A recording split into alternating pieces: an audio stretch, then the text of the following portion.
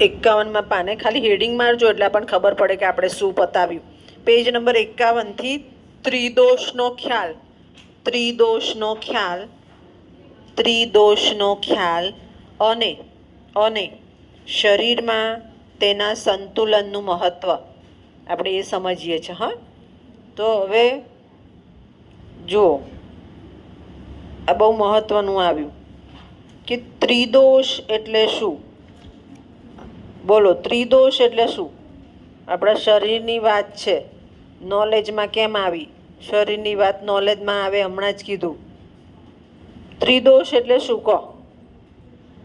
ત્રિદોષ એટલે શું બેટા? હા, નથી ખબર કોઈને પણ? તો સમજી લો, આપણા શરીરમાં 3 પ્રકારની જે વસ્તુ હોય એમાંથી કોઈ એકનું પ્રાધાન્ય હોય. આપણે જઈએ છીએ ડૉક્ટર પાસે, તો ડૉક્ટર શું કરે છે પહેલાં? ડૉક્ટર પાસે સીધા જ જઈએ એટલે ડૉક્ટર શું કરે છે પહેલાં? શું ચેક કરે? ધબકારા. ધબકારા ક્યાંથી ધબકારા લે છે? ક્યાંથી ધબકારા લે છે? ધબકારા લે કીધું બરાબર છે, ક્યાંથી લે છે?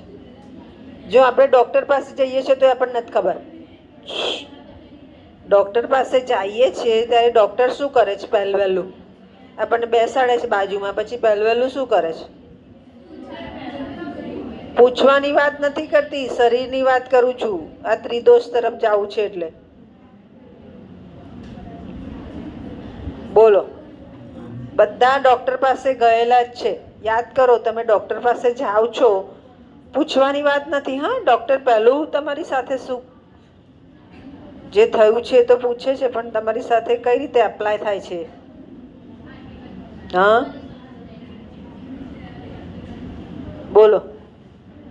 તમારા ડાબા હાથની આ નથી લેતા હાથમાં નાડી? સીધા લે છે ને, જુએ છે એ ત્યાંથી ધબકારા. જુઓ, ડાબા હાથની નાડીમાં છે, ખબર નથી? આપણો હાથ પકડીને આપણા ડાબા હાથની નાડી જો. હવે ત્યાં બીજો પ્રશ્ન, બસ ત્યાં બીજો પ્રશ્ન આવ્યો. નાડીના જે ધબકારા છે એ લગભગ સમાન ક્યારે કહેવાય? સમાન કેટલા થાય ત્યારે સમાન કહેવાય? 1 મિનિટમાં કેટલા થાય ત્યારે સમાન કહેવાય? આ બધું જનરલ નોલેજ છે. 1 મિનિટમાં કેટલા થાય તો સમાન કહેવાય? 98-100 જેટલા થવા જોઈએ, બરાબર? અને તમે માંદા હોય તો કાં તો ફાસ્ટ ચાલશે, કાં તો ધીમા ચાલશે, રેગ્યુલર નહીં ચાલે. હવે મેં તમને કીધું કે નાડીથી તમારા ધબકારા જુએ છે. હા, નાડી એટલે નસ. શરીરમાં 3 પ્રકારની વસ્તુ રહેલી છે: વાત, પિત્ત, કફ. એમાંથી કોઈક એકનું તમારા શરીરમાં પ્રાધાન્ય હોય છે. હું વારે વારે કહું, મને એસિડિટી થઈ છે, ધેટ મીન્સ શું? પિત્ત થાય છે. એટલે મારું જે શરીરમાં છે પિત્ત પ્રાધાન્ય છે.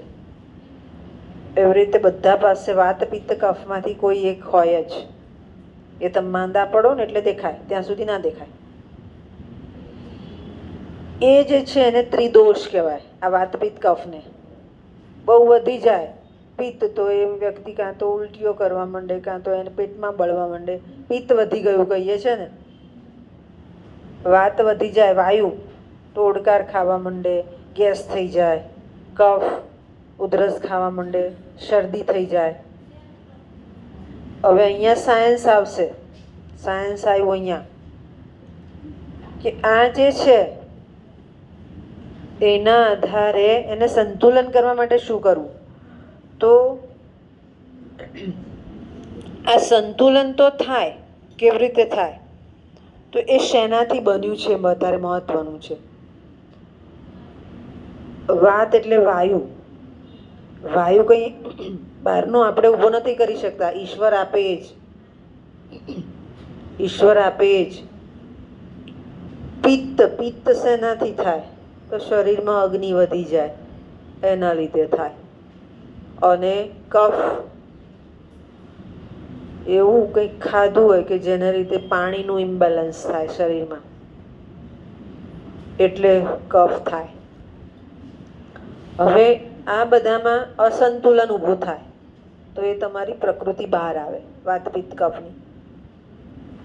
આ 3 દોષને સંતુલનમાં લાવવા શું કરવું પડે? તો વ્યક્તિનું બંધારણ છે, વ્યક્તિની જે પ્રકૃતિ છે એના ઉપર અસર કરે. 3 દોષમાંથી વળી પાછા 3 ગુણ આવે તમારી સાથે, સત્વ, રજસ, તમસ. સંતુલન આ રીતે થાય.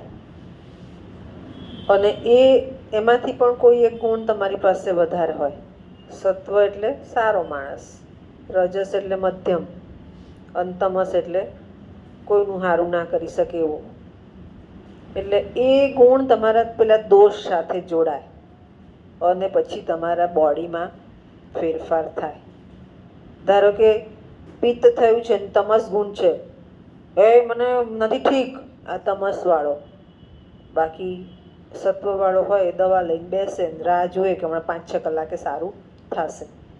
એટલે આ બધું જે છે એ સીધું શરીર ઉપર અસર કરે છે. અને અહીંયા આપણને નોલેજમાં કેમ છે કે ત્રિદોષ, તો એ પ્રમાણે વ્યક્તિ સમાજને ઉપયોગી થાય છે.